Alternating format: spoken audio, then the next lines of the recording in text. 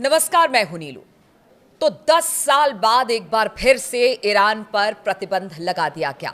यूरोपीय यूनियन ने मिलकर यह प्रतिबंध लगाया है, क्योंकि जिस तरह से परमाणु कार्यक्रम को लेकर लगातार अमेरिका बातचीत करना चाह रहा था, लेकिन जो ईरान था वो इस पर अपनी तरीके से बातचीत करना चाह रहा था, यानी बिना झुके, बिना डरे इस पर बातचीत करने के लिए राजी करने की बात अमेरिका से कह रहा था, वो नहीं हो पाया। तो अब प्रतिबंध लगा दिया गया है। अब इस प्रतिबंध के परिणाम क्या होंगे?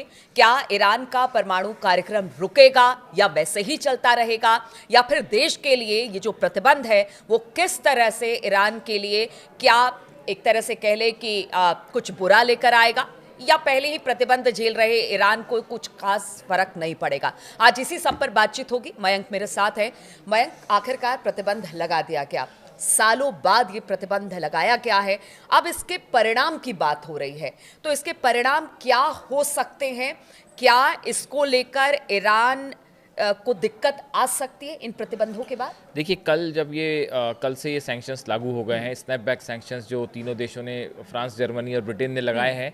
इसके बाद मैं इस बात को समझने की कोशिश कर रहा था कि ईरान की तरफ से क्या प्रतिक्रिया आती है, ईरान इन सैंक्शंस को कैसे देखता है। जो कुल मिला के सारांश निकल के आया है, समरी निकल के आई है, जो सबसे बड़ी बात है कि अब ईरान एनपीटी से, यानी नॉन प्रोलिफरेशन ट्रीटी से, परमाणु अप्रसार संधि से बाहर होने का फैसला कर सकता है। ये एक बहुत बड़ा कदम होगा, जो ये माना जा रहा है कि जिस तरह से सैंक्शंस लगाए गए, उसके बाद ईरान ये फैसला कर सकता है, ईरान की संसद ये फैसला कर सकती है कि हम एनपीटी से बाहर होते हैं। अगर आप एनपीटी से ईरान बाहर हो गया, इसका क्या मतलब होगा? इसका मतलब ये होगा कि ईरान को अपने परमाणु कार्यक्रम की कोई जानकारी किसी को नहीं देनी होगी।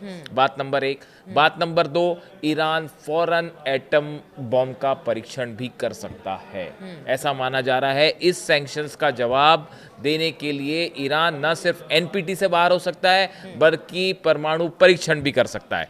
देखिए, आपने पूछा कि इसका क्या परिणाम होगा। जब ये स्नैपबैक सैंक्शंस लगे, 2015 में जो समझौता हुआ था, ये यूरोपीय देशों में, अमेरिका भी इसकी पार्टी थी, रशिया, चाइना भी पार्टी थी, ईरान के साथ जो समझौता था, इस समझौते में ये ईरान को कुछ सुविधाएं दी गई थी, कुछ सैंक्शंस हटाए गए थे।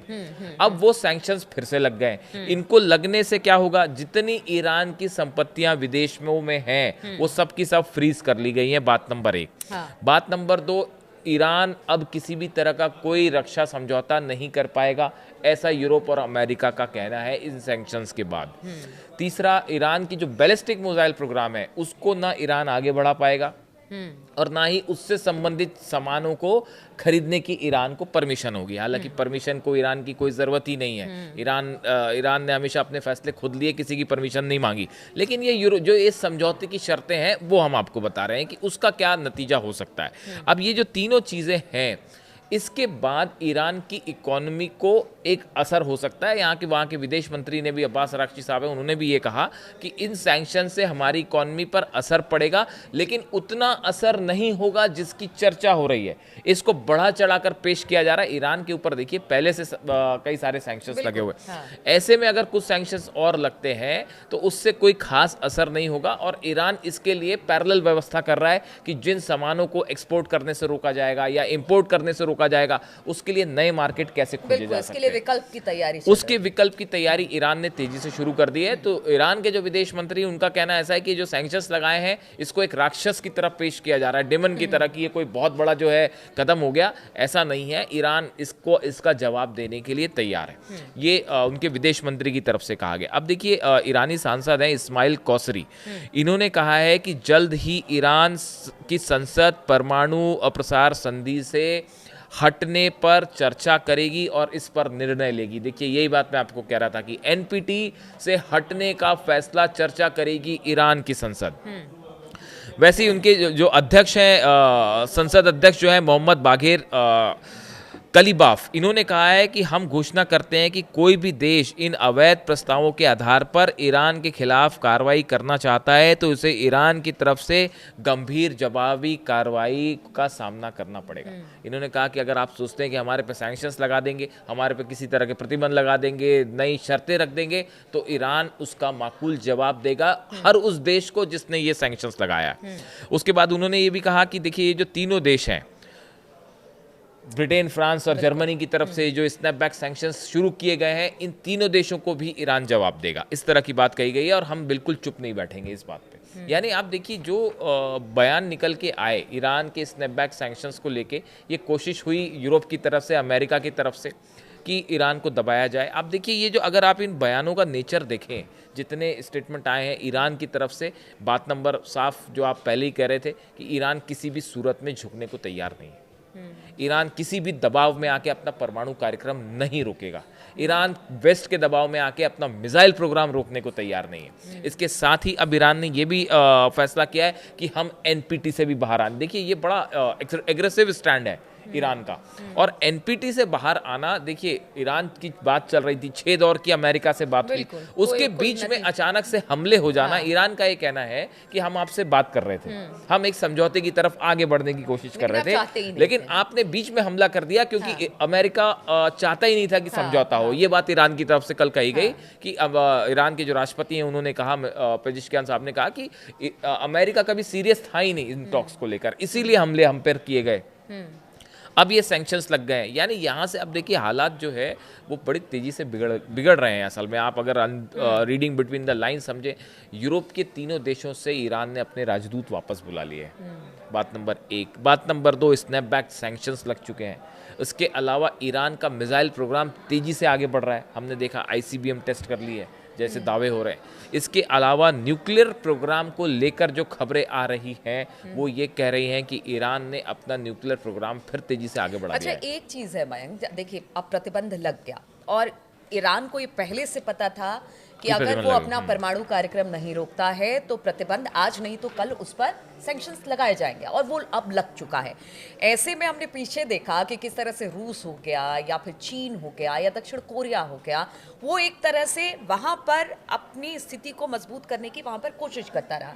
यानी उसे पता था कि आगे आने वाले दिनों में ये चुनौती आ सकती है, इसी वजह से ये तमाम देशों के साथ उसके जो संबंध थे वो लगातार प्रगाढ़ होते जा रहे थे। तो ये इन सब चीज़ों को ध्यान में रखते हुए ईरान पहले से तैयार था एक माइंडसेट के साथ। 6 महीने पहले हमने वीडियो बनाया था, मैंने और नीलू ने आपको ये वीडियो बना के बताया था कि अली खामेनी साहब ने आज से 6 महीने पहले, जब ये टॉक्स अमेरिका से शुरू होने वाली थी, उसके पहले दिन अली खामेनी साहब का स्टेटमेंट आया था कि अमेरिका और पश्चिमी देश जब तक अपनी शर्तों के आधार पर हमसे बात करेंगे उसका कोई नतीजा नहीं निकलेगा। देखिए उनकी कही बात जो है बिल्कुल घूम फिर के हम फिर वहीं आके खड़े हो गए जहां पे आज से 6 महीने पहले खड़े थे। ये अली खामेनी साहब ने पहले ही कह दिया था कि जो है इस टॉक्स का कोई नतीजा नहीं निकलेगा, हालांकि हम बात करने को तैयार हैं। ये बात उन्होंने शुरू से कह दी थी कि इसका कोई नतीजा नहीं निकलेगा, क्योंकि आप हमसे एक सम्मानजनक लेवल पर बात करने को राजी नहीं। आप कब तक दबाएंगे? एक टाइम के बाद दबाते दबाते कहते हैं ना कि आपके सब्र का बांध भी टूट जाता है कि बस अब नहीं। अब स्थिति वही खड़ी है जो 12 दिन के युद्ध के पहले खड़ी थी। ईरान का न्यूक्लियर प्रोग्राम आगे बढ़ रहा है, ईरान का मिसाइल प्रोग्राम आगे बढ़ रहा है। अब ऐसी सूरत में आपने स्नैपबैक सैंक्शंस लगा दी, उससे क्या होगा? सैंक्शंस लगाने से क्या यूरेनियम एनरिचमेंट रोक देगा ईरान?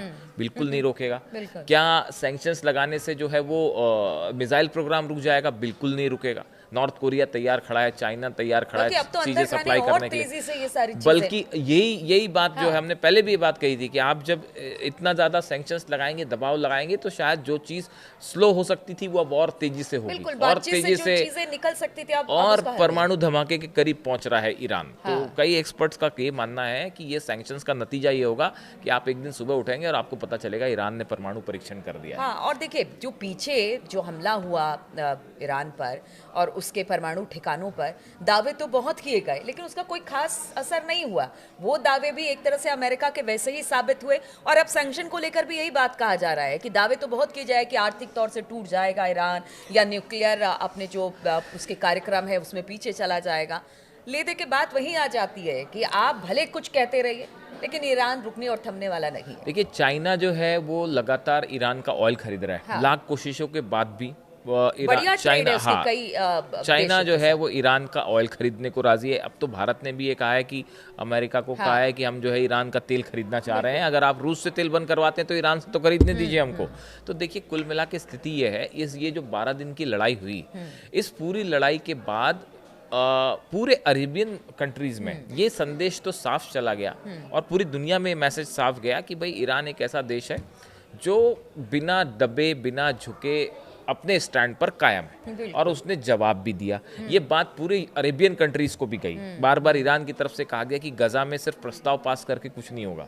आप गजा की अगर वाकई मदद करना चाहते हैं तो एक्शन का अभी टाइम है, वरना जैसे कतर पे हमले हुए वैसे बाकी देशों में आपने देखा, पाकिस्तान के एक जहाज पर इसराइल ने हमला कर दिया। तो वो जो है, मैं देख रहा था कुछ लोगों की तरफ से कहा गया कि ये गलती से या धोखे से हमला हो गया। इसराइल की तरफ से कभी गलती और धोखे से कोई हमला नहीं होता। एक बात तो आप साफ समझिए, हर जहाज के ऊपर एक फ्लैग लगा होता है। जब भी किसी भी इंटरनेशनल वाटर्स में कोई जहाज जब ट्रेवल करता है तो सबसे पहली चीज होती है उसके ऊपर फ्लैग लगाया जाता है कि हमारा इस देश का जहाज है। पूरे यूरोप यूनियन और अमेरिका को भी पता है कि अगर कोई चुनौती दे सकता है अरब देशों में तो वो ईरान ही है। ईरान देगा। तो और यही वजह है कि उसको लगातार दबाने। और अब सवाल ये है जो आपने पूछा शुरू में कि अब इसका नतीजा क्या होगा। इसका नतीजा बिल्कुल साफ है, एक फिर से हम एक जंग की तरफ बढ़ रहे हैं मिडिल ईस्ट में। नहीं, देखिए, अगर आपने सैंक्शंस लगा दिए, सैंक्शंस लगा के क्या न्यूक्लियर प्रोग्राम रुकेगा? नहीं रुकेगा। यानी अमेरिका का पर्पस फेल। अगर न्यूक्लियर प्रोग्राम आगे बढ़ता है, अमेरिका ये चाहता है, यूरोपियन कंट्रीज ये चाहते हैं कि किसी सूरत में, जो ट्रम्प बार बार कह रहे हैं कि हम ईरान को परमाणु हथियार नहीं रखने देंगे, अब ऐसी सूरत में एनपीटी से बाहर आने का मतलब है कि ना आईएईए अंदर है और ना किसी तरह की जानकारी ईरान देगा। तो फिर ये बात कैसे पता चलेगी कि ईरान का परमाणु कार्यक्रम कहाँ पहुंचा? तो आपके पास कोई ऑप्शन ही नहीं है। फिर आप स्थिति वही 12 दिन की जंग के बाद आके खड़े, और नेतन्याहू तो तैयार बैठे ही हैं कि अमेरिका मौका दे, हम फिर जंग करें, हाँ, एक और जगह हम शुरू हो जाएं। तो अब लेकिन इसकी तैयारी ईरान की तरफ से भी है और बड़ी तेजी के साथ तैयारी है। हम अलग से एक वीडियो बना के आपको इसको बताएंगे कि ईरान की तरफ से एक जंग के लिए नई तैयारी क्या की गई है, और रूस उसमें क्या भूमिका निभा रहा है, और चाइना। आप वाकई एनालिसिस आप देखिएगा अगले वीडियो में, आपको पता चलेगा इतनी जबरदस्त जंग की तैयारी चल रही है ईरान में। और रूस और चाइना भी ये बात समझ रहे हैं कि मिडिल ईस्ट में फिर से जंग हो सकती है। यहाँ तक कि नॉर्थ कोरिया भी समझ रहा है कि जंग हो सकता है। वो अपने मिसाइल टेस्ट करने में लगा हुआ है, वो अपना न्यूक्लियर बम बनाने में लगा हुआ है। वो मिडिल ईस्ट से देख के नॉर्थ कोरिया ये समझ गया है कि अगला नंबर मेरा भी हो सकता है। उसने कहा मेरे पे नंबर करोगे तो मैं तो बात ही नहीं करूंगा, मैं तो सीधा मिसाइल मार दूंगा। वो नॉर्थ कोरिया की एक अलग कहानी है। वो जो उनका कहना है कि भाई हम बात ही नहीं करते, अगर आप जरा भी दाएं बाएं करेंगे तो पता चला वो किम जोंग उन ने अपनी 4 मिसाइलें निकाल दी। तो उनका एक अलग तरीका है डील करने का। लेकिन मिडिल ईस्ट की जहां तक बात है, ये पूरा मामला एक बार फिर जंग की तरफ बढ़ रहा है। और इस स्नैपबैक सैंक्शंस के बाद एक बार फिर इजराइल और ईरान, अमेरिका वर्सेस ईरान, एक कदम जंग की तरफ आगे बढ़ गए हैं। तो देखिए, सैंक्शंस तो ईरान पर लगा दिए गए हैं, लेकिन उसके कुछ बहुत ज़्यादा दिक्कत अब ईरान को इसे लेकर नहीं है, क्योंकि जिस तरह के बयान आ रहे हैं और जानकार भी बता रहे हैं कि पहले ही सैंक्शंस ईरान झेल चुका है, अब एक और सैंक्शन की तैयारी है। लेकिन इसी बीच परमाणु कार्यक्रम को लेकर जो यूरोपियन यूनियन चाहता था कि परमाणु कार्यक्रम बंद हो, अमेरिका चाहता था, उस पर तो कहा यह जा रहा है कि शायद आगे आने वाले दिनों में ये कार्यक्रम और तेज़ी के साथ आगे बढ़े। और क्या अब एक बड़े युद्ध की तैयारी ईरान करने जा रहा है? अब देखना होगा आगे हालात इसे लेकर क्या बनते हैं, किस तरह से इस हालात से चाहे यूरोपियन यूनियन हो, अमेरिका हो, और ईरान पार पाने की कोशिश करता है। इस पर लगातार हमारी नजर बनी रहेगी। आप बने रहिए हमारे साथ।